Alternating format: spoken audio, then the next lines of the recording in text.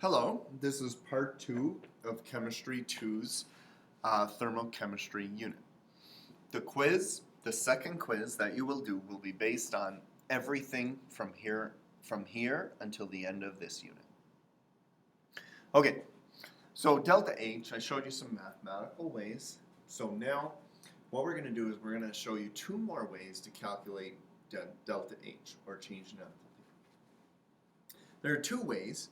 First is the additive, the long version, and the second is the mathematical, the short version. Okay? First, we're going to do the additive. 1. If you reverse the reaction, you reverse the delta H sign. So what that means is, I'm going to make up these numbers off the spot, okay? But if I gave you H2 plus O2 yields 2H2O, like that, and I said delta H was negative 30. Let's just say. And I switch this equation around, and I get 2H2 plus O2, then delta H is now plus 30. That's what that means. If the reaction is times or divided, you also multiply or divide the delta H. So for example, if I take this whole reaction and I multiply by 2, that would give us 4H2O yields 4H2 plus 2O2, and then delta H would now be 60. You also multiply the delta H, okay? If there is the same number of compound or element on both sides, it cancels out with each other, okay?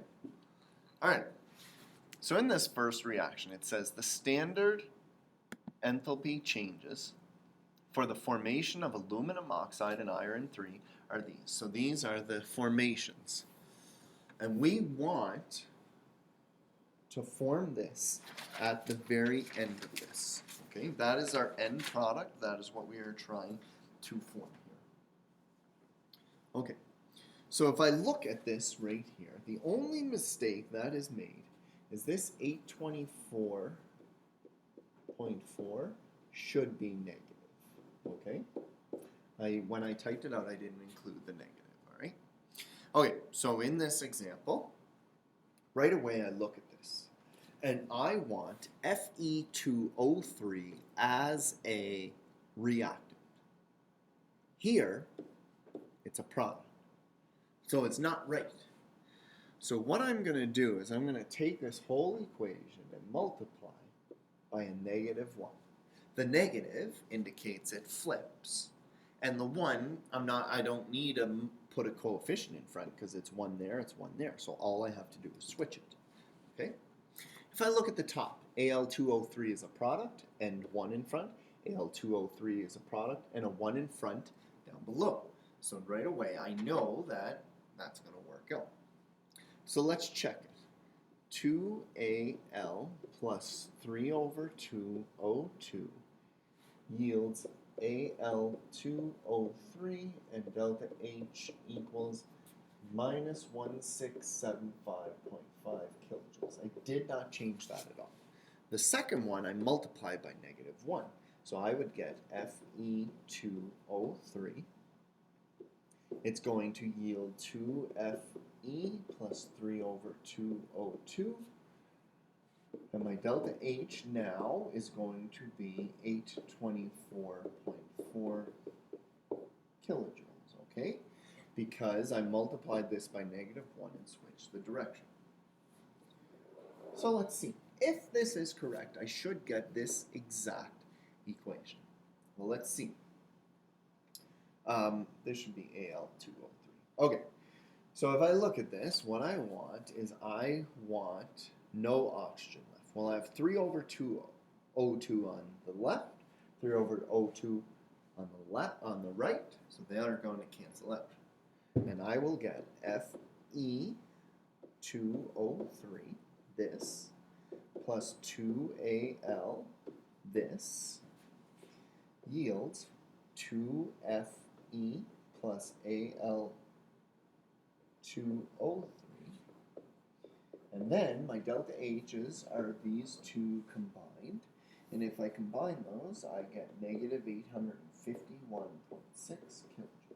Now your built-in check is this equation should match this equation.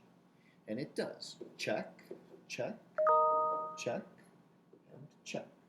So that's our final answer. Delta H is. Okay? Let's do one more. On the next page, I've given you this reaction. And this is our final that we are trying to form here. Okay? So right away, I see N2O5 is on the right. I need it on the left. This has a coefficient of 2. This has a coefficient of 1. So not only do I need it on the left, I also need the 2 in front. Okay? Right away, I see 2N2 on the left. I see N2 on the left. So it's good. It's both on the left. However, I need 2 of them times 2. Okay? Now, right away, I multiplied this water by negative 2. So that means on this side, it's going to be 2H2O after I switch it, right? So that means this has to be on the other side as well. So I'm going to multiply by negative 2 to switch that to the other side, so that I have a 2H2O on the left and a 2H2O on the right to reduce and cancel with each other. So let's see if that works. Sometimes it doesn't work out the way you plan. So if you switch it, you would get 2H2O yields H2 plus O2, because a half times 2 is just 1. Okay? And then delta H, this is multiplied by negative 2 as well, so it's 571.6 kilojoules. The second, it's negative as well, so I'm going to switch it, and I'm multiplying by 2, so I'm going to get 4HNO3. I'm going to get 2N2O5 plus 2H2O. And I'm going to get delta H multiplied by negative 2 is 153.2 kilojoules. 153.2 kilojoules. Now for the next one, I'm multiplying by 2. I'm not switching directions at all. I'm just multiplying by 2. 2N2 plus 6O2 plus 2H2 yields 4HNO3. And then delta H, multiply that by 2, and I get negative 696.4 kilojoules. So if I did this properly, I should form this. Well, let's see. 2H2O on the left, 2H2O on the right, cancel. Gone. I have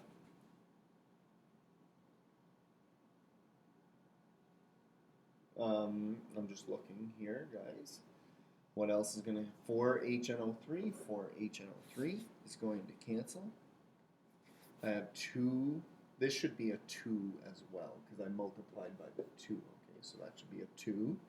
2H2O on the right, 2H2O on the left, gone. And then I have 6 oxygen on the left, 1 on the right. So this 6 is going to turn to a 5. So I'll get 2N2 plus 5O2 yields 2N2O5, which matches perfectly, so I know I'm right. Now all I have to do is take my 3 delta H's and add them together, and I get 28.4 kilojoules. Okay. I've given you 3 questions, numbers 1, 3, and 9. You may pause the video now and try those questions. Pause the video now. Okay, so we just went over the first type using the additive method for solving Hess's law questions. The next one is using Hess's law, but the multiplicative way, which is a lot easier. So, you need a reaction and you need a delta H of formation to do this. First off, it is the sum of the products, the moles, okay? Subtract the sum of the reactants, the moles. So first off, you have to always make sure you have a balanced equation. If you don't, it's gonna mess up. Pay attention to states. If it says liquid or if it says gas, because the numbers are different in your data booklet for each. All elements completely by themselves. So if you add H2, it would be 0. If you add aluminum, it would be 0. If you add H2O, it would not be 0, because that is not by itself. Multiply the molar enthalpy by the molar coefficients given. Okay? All right, so let's try some. Example number 21. It says, what is the molar enthalpy of this reaction? So we're looking for delta H here. So if we're looking for delta H here, it is products minus reactants. So products would be 4 plus 6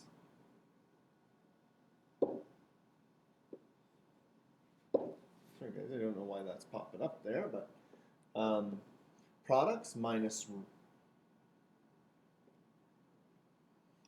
reactants, which would be, sorry guys, I gotta get rid of this because it keeps popping up and it's not.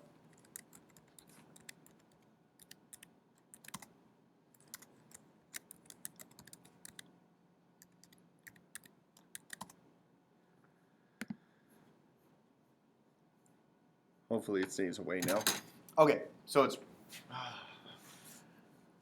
products. I'm just going to move this up to the side because I can't get it to go away. Okay, so it's products minus reactants here, guys. So if it's products minus reactants, so we would take 4 plus 0. Okay, and I'll explain where these numbers are all coming from. So what you would do is you would bring up your data booklet. We are looking for nitrogen monoxide. Nitrogen monoxide is 91.3. So I'd put in 91.3. Then we're looking for water gas. So I'd bring up the data booklet again. I'm looking for water gas, which would be minus 241.8. So it'd be minus 241.8. Okay? Now, on the other side, I'm looking for ammonia. So that should be, just one sec, guys. The computer is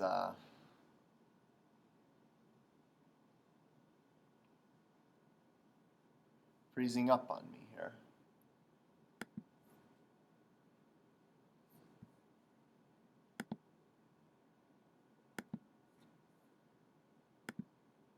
Okay, so on your data booklet, for ammonia, it's minus 45.9. Now, this is 0 because oxygen is an element all by itself. That's why it's 0. So that's what I mean by moles, sum, subtract moles, sum. So then we would put this into our calculator, and I get negative 1085.6 subtract negative 183.6 after we do the total of it, okay?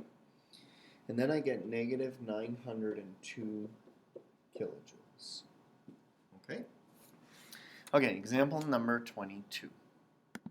In this one, it gives us our delta H.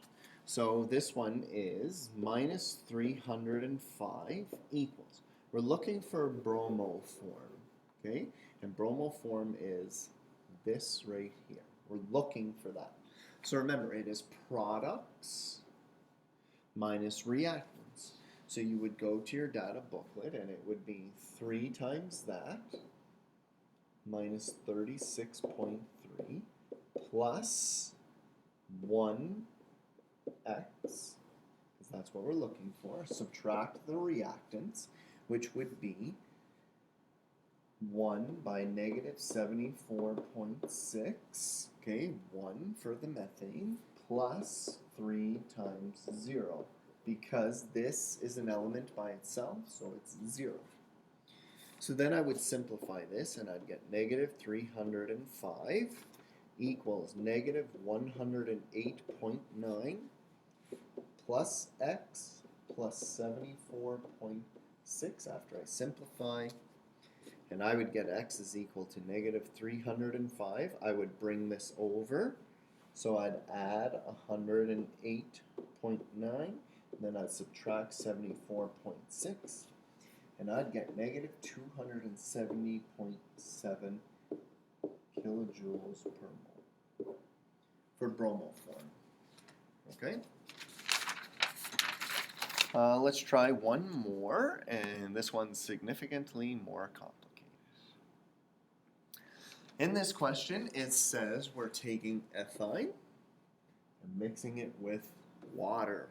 Right away, calorimetry question. So, first off, in order to do this, I look at this and I see that I have water and ethine. So of the water, I know C is 4.19 joules per gram degree Celsius. I know my mass of water given was 400 grams, because remember, a milliliter is a gram. And I know my delta T is 75 degrees Celsius. 100 take away 25, and I get 75 degrees Celsius. Okay? And what am I looking for? I'm looking for the moles of ethene. So I'm looking for the moles, which I don't know, and I'm looking for H. Well, I need H. That's two unknowns I can't solve here. But I know a method now to get the H. Remember, it's delta H equals products. So 2 by negative 393.5 plus 1 by negative 241.8. Subtract reactants, which would be 1 by 227.4 plus 5 over 2 times 0, because it's an element all by itself. Okay? So I would do all that, and I would simplify, and I'd get negative 1256.2 kilojoules. But I'm interested in only ethine, which is this. Okay? So this would be, the H would be negative 1256.2 kilojoules per, what's the coefficient? 1 mole of ethine, C2H2. If it wasn't 1 mole, this would change the number, obviously, but you need to check that, okay? Now, also, I see this is joules, and this is kilojoules. So what I'm also going to do is I'm going to times that by 1,000. When I do that, I get negative 1256.200 joules per 1 mole C2H2. Okay, so now, this big long question. Energy loss equals minus energy gain. Okay, well, clearly water went from 25 to 100, so that's what's gaining, water and ethine. Okay, so I would have NH equals minus MC delta T. I am solving for N here, so H equals M negative MC delta T over N. I would fill all my values in, so I'd get negative 400, 4.19, and then I'd multiply by 75. Oh, I'm actually not dividing by the moles here, guys. I am dividing by H, because the moles is actually what I'm looking for here. Okay? So when I divide by that, I get negative 1256.200 And in the end, I get 0.100. Okay? So there's just some Hess law questions. They're not that bad. I would like you to pause the video and do these now. These here, the bottom two, are just optional extra practice. So if you finish and want some extra practice to strengthen your skills, you may do them. Okay? Pause the video now. Okay, so you just tried those questions. Hopefully you were successful with them. If not, contact me and I will try to help you out, okay? Okay, we're coming to the end of thermochemistry here. Just a few more things. So chemical reactions, we know all energy originates from the sun. In general, if you break bonds, it requires energy, and if you form bonds, it releases energy. For a collision to be effective, there must be two things, and these are super important that you should remember for one, your final exam, and your quiz. One, there has to be correct orientation. It has to hit at the precise geometry. B, there's also has to be enough energy, direct energy for it to work. For example, if you don't have enough energy, your spaghetti is not going to boil. It's not going to cook, right? You need sufficient amount of energy and you need the correct orientation. So what do I mean by the correct orientation? It says, collisions will not be effective if molecules with like charges collide because they will repel each other. There are exceptions.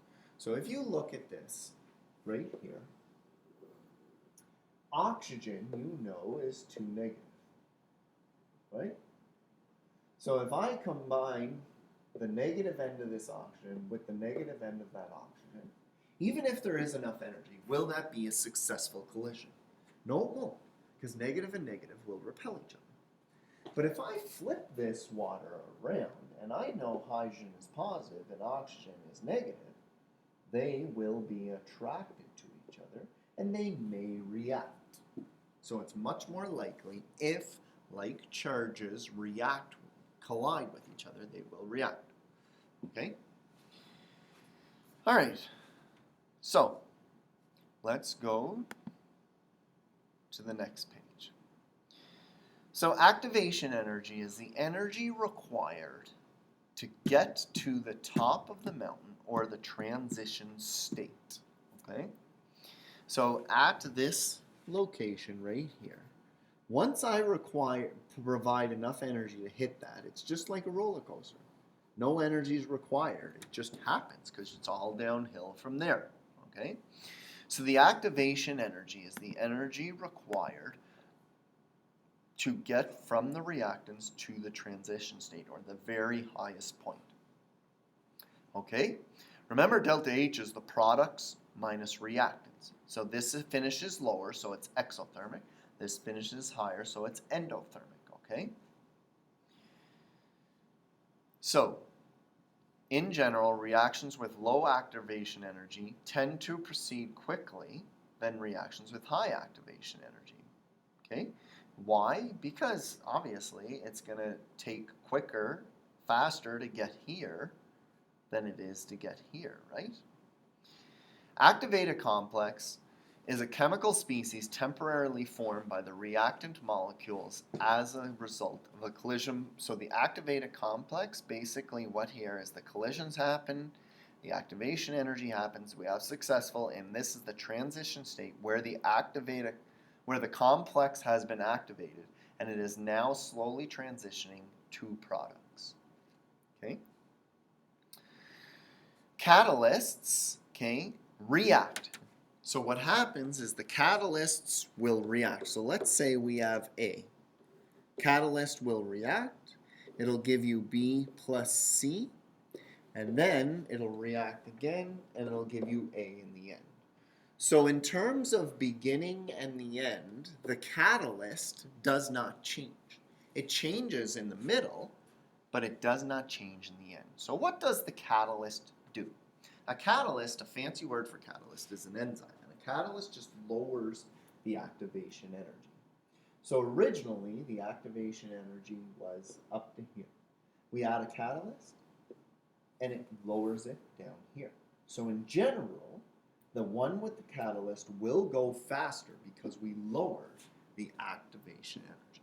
So activation catalysts are not actually consumed in the reaction because they finish at the end, but they do change in the middle. Okay? All right. So let's try a question. I've given you this graph over here, and we're going to answer a bunch of questions. The content, this should say the heat content of the reactants of the forward reaction is about. So of the reactants, the heat content is at 80. So it's 80 kilojoules. The heat content of the products are here. Heat content is, looks like 160. The heat content of the activated complex, 240. The activation energy of the forward reaction. So we start here, we come all the way up here. So 240, subtract 80, and we get 240, subtract 180, and we get 160. 160 kilojoules. Okay? The delta H of the forward reaction. Remember, the delta H is the products minus the reactants. Well, the products is 160, the reactants is 80, so it's 80 kilojoules. Okay? The forward reaction, it finishes higher, so it has to be endothermic. Now, the reverse. So Liz is saying if you pretend you're going backwards now. So the heat content of the reactants of the reverse reaction. So this now going in reverse, this is the reactants and that's the products. So the heat content of the reactants in the reverse is 160. The heat content of the products of the reverse is your 80 right here. The heat content of the activated complex of the reverse is the same, 240. The activation energy of the reverse will be from 160 to 240. So 160 take away 240 is 80. That would be 80. The heat of reaction of the reverse would be products minus reactants. So that would be 80 subtract 160, which would give us 80 negative. So negative 80. The reverse reaction is exothermic. And it says if a catalyst is added and it lowered the activation energy by 20 kilojoules, draw the catalyst line. So I'm going to use a red line and I'm going to use it on it. Okay? And it lowered it by 20. So if it lowered the activation energy by 20 of the forward, instead of 240, it would be 220.